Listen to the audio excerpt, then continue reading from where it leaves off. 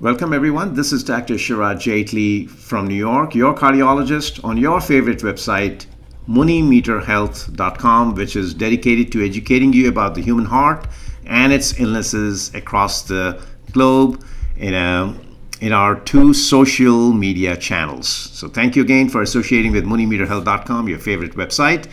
I further also want to thank you for your enthusiastic support that you've shown in my cause of furthering this knowledge freely to all across the globe. So once again, welcome to MuniMeter Health. Today's subject is WPW syndrome. What is WPW syndrome? This is Wolfe-Parkinson-White syndrome. And as the name suggests, it encompasses some clinical parts and then some EKG parts. So the clinical part is obviously the patient will be markedly symptomatic in terms of palpitations, there'll be dizziness, and of course, patient may be markedly diaphoretic and sometimes hemodynamically unstable. Okay. So having said that, then you have some ECG parts, and the ECG parts will be showing the PR will be short, if you will, very short. The QRS will be prolonged, so QRS will be prolonged. There will be a delta wave, and on top of that, there might be some arrhythmias, which are either SVTs or there might be atrial fibrillations or atrial flutter. So either of these arrhythmias will be present. So AVRT is the mechanism of the supraventricular tachycardia in these patients.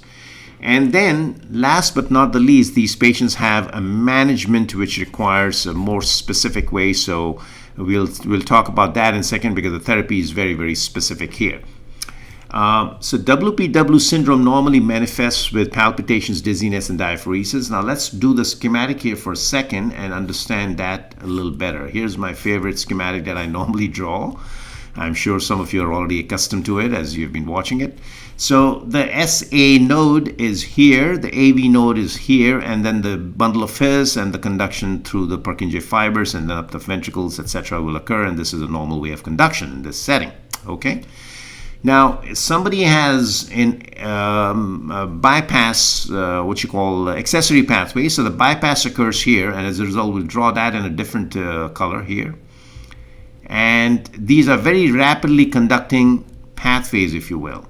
Remember, AV conduction is more detrimental type of conduction. In other words, if there are numerous atrial beats that are traversing there, the larger the number of atrial beats that hit the AV node, the greater is the refraction, or the greater is the refractory period, and lesser will be so it'll work like a sieve, and it works like a sieve. So as a result, less ventricular conductibility will be seen. So even less, very rare conduct. So the more the atria conduct, so that's the inherent property of AV node, that it has a detrimental conduction. Remember that.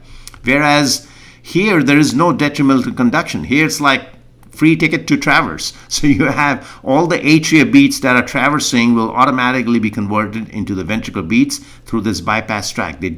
Bypass tracts are very rapidly conducting pathways, and they do not have any detrimental conduction that we normally see in our AV node, which is inherent for every one of us, including the patients, okay? Including the ones who have WPW, just so that you know. So that's a normal way of understanding the AV nodal has a detrimental, let me write it down. AV nodal has detrimental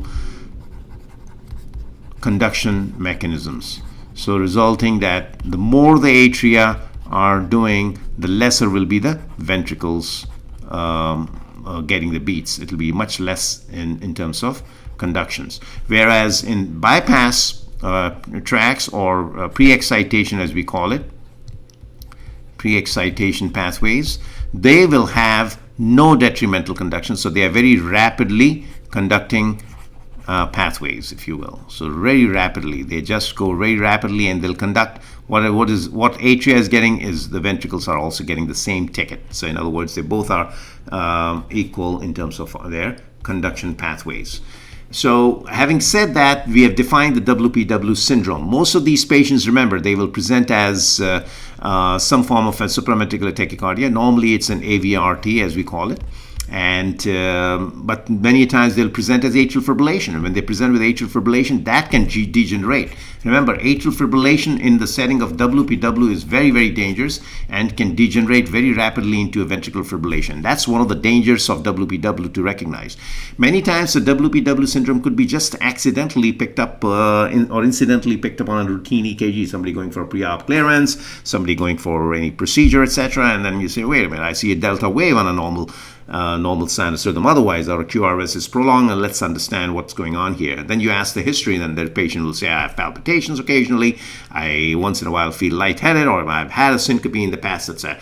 Then you are cautioned that these patients should not be cleared automatically on a pre-op basis, because these patients will require to be seen by a cardiologist, and therefore these patients should be analyzed by loop recording, Holter monitoring, especially if it's an elective procedure the person is going for, because those WPW syndromes, which are again manifest and they're seen on the EKG, can have the inherent danger of precipitating an atrial fibrillation in a setting of, say, surgery, in a setting of whatever that takes the epinephrines going in a flight-fright situation or what have you, and therefore surgery is one of them.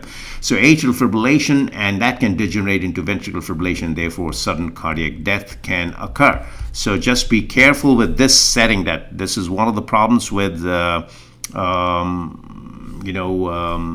WPW, and that is atrial fibrillation.